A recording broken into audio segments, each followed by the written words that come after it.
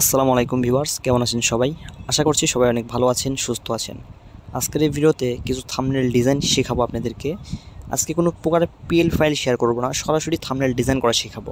তবুও vlogging thumbnail design শেখাবো আপনাদেরকে। এখন কিন্তু বর্তমান সময় এমন একটা পর্যায়ে চলে এসেছে, আমরা কিন্তু যেখানেই যাচ্ছি ছোটোখাটো আমরা একটা ব্লগ মেক করতেছি। তো সেটা যখন মেক করা হয়, সেটা যখন আমরা ইউটিউব বা ফেসবুক আপলোড করি, তখন কিন্তু আমাদেরকে থাম্বনেল প্রয়োজন হয়, যেটা আমরা ইউটিউবের শুরুতে দেখে থাকি। তো সেই থাম্বনেলটা কিন্তু আমরা মেক করতে পারি না অনেকেই। তো আজকের ভিডিওতে দেখাবো কিভাবে আমরা খুব সহজেই আমার হাতে থাকা স্মার্টফোনটি দিয়ে সুন্দর প্রফেশনাল থাম্বনেল মেক করতে পারি। তো চলুন কথা না বাড়িয়ে থাম্বনেল ডিজাইনটি শুরু করা যাক। ডিজাইন করার জন্য আমরা ইউজ করব পিক্সেলল্যাব নামের অ্যাপ্লিকেশনটি। তো পিক্সেলল্যাব অ্যাপসটি আপনারা গুগল প্লে স্টোরে অ্যাভেলেবল পেয়ে যাবেন। আরেকটি কথা বলে রাখি, ডিজাইন করার আগে আপনাদের কিন্তু একটা কথা মাথায় রাখতে হবে। ডিজাইন করতে হলে কিছু ম্যাটেরিয়ালস আপনার প্রয়োজন হবে, যেমন ব্যাকগ্রাউন্ড ফটো, পিএনজি, এমনকি আপনার নিজের ফটো, ভালো একটি ফটো। তো সাপোজ ধরুন আপনি কক্সবাজারে একটা ভিডিও করেছেন, তো আপনার সেজন্য কক্সবাজার একটা ব্যাকগ্রাউন্ড ফটো লাগবে, অথবা আপনি কক্সবাজার যখন বেড়াতে গেছেন ওখান থেকে আপনি যদি কোনো ফটো তুলে রাখেন, সেটাও কিন্তু আপনি ব্যাকগ্রাউন্ড ফটো হিসেবে মানে ইউজ করতে পারেন। তো আমি এখন এখানে গুগলে এসে কক্সবাজারের কিছু ফটো আমি নিব। তো এই জন্য আমি এখানে তো কক্সবাজার লেখার পরে দেখতে পাচ্ছেন এখানে অনেক ফটো চলে এসেছে। তো আমি এখান থেকে চাইলে আমাদের পছন্দ মতো যে কোনো একটি ফটো সিলেক্ট করতে পারি। তো আমি এই ফটোটি এখান থেকে ডাউনলোড করে নিচ্ছি। তো আমার এটা ভালো লেগেছে, তো আমি এটা ডাউনলোড করে নিলাম। ডাউনলোড করার পর আপনার চলে আসবেন স্ন্যাপচ্যাট নামের এই অ্যাপসে। তো স্ন্যাপচ্যাট এই অ্যাপসে আসার পরে এই ফটোটা একটু ব্লার করে নেবেন। তো আমি আপনাদের যাতে একটু সময় কম লাগে এই জন্য আমি এটা আগে থেকে ব্লার করে রেখেছি। তো ব্লার কীভাবে করতে হয় সেটা আপনাদের এক নজর দেখিয়ে দিই। আপনারা সেই ফটোটি এখানে ওপেন করবেন। ফার্স্ট অফ অল ওপেন করার পরে টুলস অপশনে ক্লিক করবেন। মাঝখান থেকে টুলস অপশনে ক্লিক করার পরে এখানে দেখতে পারবেন ব্লার বলে একটি অপশন রয়েছে, ব্লার, এখানে ক্লিক করবেন। ব্লার অপশনে ক্লিক করার পরে এখানে দেখতে পাচ্ছেন মাঝখানে একটা গোল একটা অপশন চলে এসেছে, এটাকে একদম ছোট করে দিবেন। দেওয়ার পরে এটা একটা কর্নারে নিয়ে যাবেন। তাহলে দেখতে পারবেন আপনার ফটোটি ব্লার হয়ে গেছে। এটা চাইলে আপনি বাড়াতে পারেন, কমাতে পারেন। তো এটা মোটামুটি এখানে 20 বা 30-তে রাখবেন, তাহলেই চলবে। মোটামুটি দেখতে পাচ্ছেন 30-তে রাখলাম। এরপর আপনারা জাস্ট ফটোটিকে এক্সপোর্ট করে নেবেন। তো আমি এক্সপোর্ট করে রেখেছি। এখন আমরা পিক্সেল অ্যাপসে চলে আসতেছি। পিক্সেল অ্যাপসে আসার পরে সবার প্রথমে যে কাজটি করতে হবে, উপর থেকে থ্রি লাইন আইকনে ক্লিক করতে হবে। এরপর আমরা এখান থেকে ইমেজ সাইজ ক্লিক করব। এখান থেকে আমরা কাস্টম সাইজ থেকে ক্লিক করে এখান থেকে ইউটিউব থাম্বনেল সাইজটা সিলেক্ট করে নিব। ইউটিউব থাম্বনেল সাইজ সিলেক্ট করার পর দেখতে পাচ্ছি এখানে নিউ টেক্সট বলে একটা লেখা রয়েছে, এটাকে আমরা উপর থেকে লেয়ার অপশনে ক্লিক করব এবং এটাকে ডিলিট করে দেব। ডিলিট করে দেওয়ার পর আমরা উপর থেকে প্লাস অপশনে ক্লিক করব। এই পাশ থেকে প্লাস অপশনে ক্লিক করে আমরা যে ব্যাকগ্রাউন্ড ফটোটি ব্লার করলাম স্ন্যাপচ্যাট অ্যাপস দিয়ে, সেই ফটোটি এখানে সিলেক্ট করব। তো এটাকে আমরা একটু ক্রপ করে ছোট করলাম। তারপর এটাকে আমরা টেনে এটাকে ফুল স্ক্রিন করে দিব। ফুল স্ক্রিন করে দেওয়ার পরে লেয়ার অপশনে ক্লিক করে আবার এটাকে লক করে দিব। এরপরে আমাদের নিজস্ব ফটো অ্যাড করতে হবে। তবে নিজস্ব ফটো অ্যাড করার আগে অবশ্যই ফটোটির ব্যাকগ্রাউন্ড রিমুভ করতে হবে। ব্যাকগ্রাউন্ড ফটো আপনারা অবশ্যই রিমুভ করতে পারেন, যদিও তাও আমি দেখিয়ে দিচ্ছি।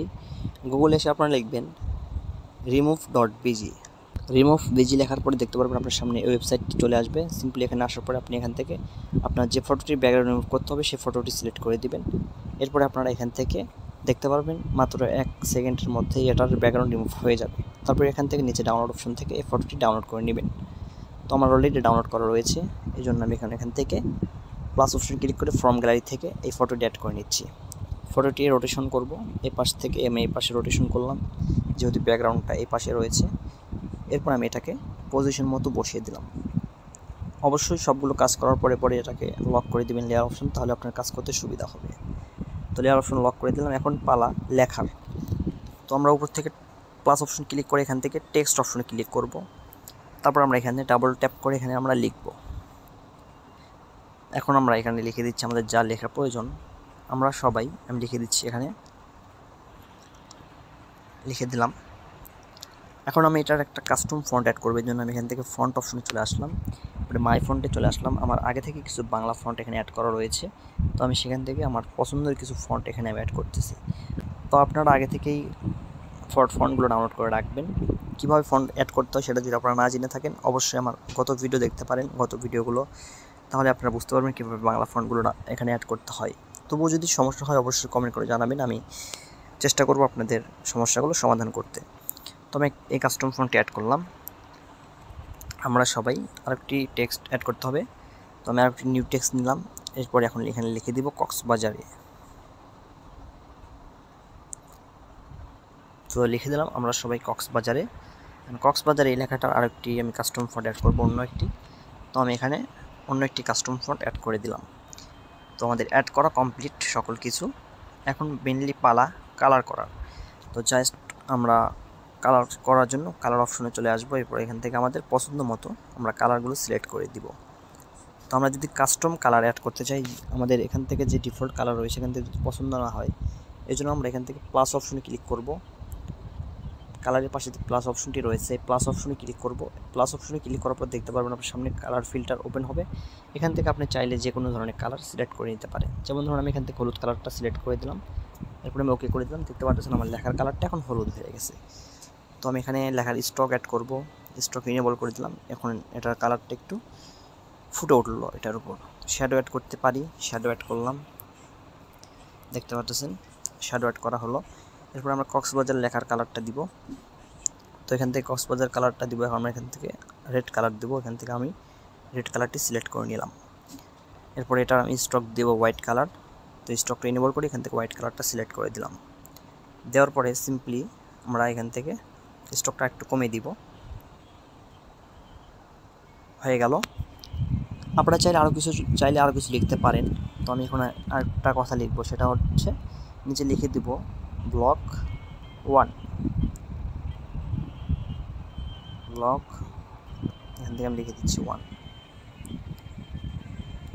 তো এখানে আপনার যা কিছু লেখা প্রয়োজন আপনারা লিখতে পারেন। যদি আপনাদের আরও কিছু লেখা প্রয়োজন হয় বাংলা আপনারা লিখে নিতে পারেন।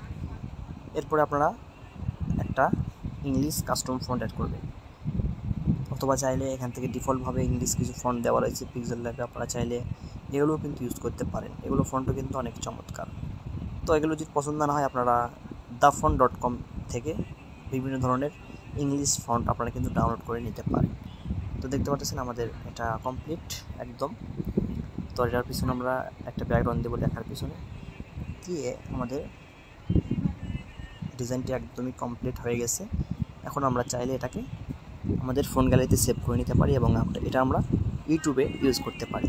তো আশা করি বুঝতে পেরেছেন কীভাবে এরকম ধরনের ব্লগিং থাম্বনেল আপনারা মেক করতে পারেন খুব সহজে।